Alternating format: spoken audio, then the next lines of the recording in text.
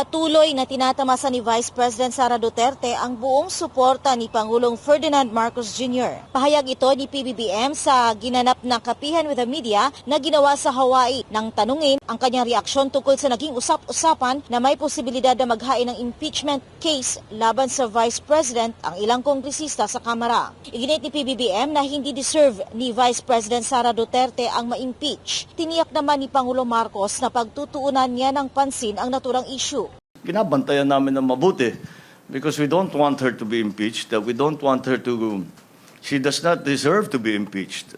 So we will make sure that this is something that we will pay very close attention to. Idinagdag ng Pangulo na ang mga panawagan ng impeachment laban sa matataas na opisyal ay hindi na bago. The declarations of impeachment, parang lahat naman ng presidente ini-impeach. Ngayon, Vice President pa. So I guess it's just a continuing evolution of that thinking na basta ayaw namin dyan, tanggalin natin, impeach natin. Wala naman siguro at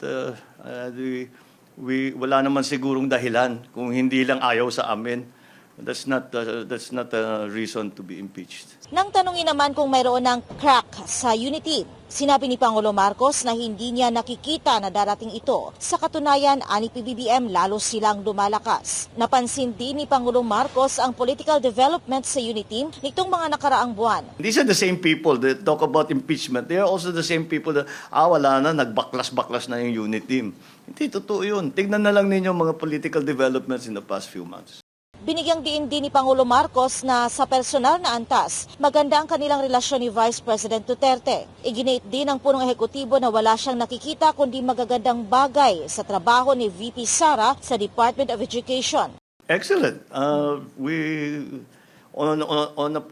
a professional level, I have nothing but good things to say about the work that she has done in the Department of Education. On a very personal level, we get along very well because you cannot campaign for how many months was that? We were campaigning together without getting to know each other very well. And it turns out that we are very different in many ways and we're very similar in many ways. But that makes for a good friendship.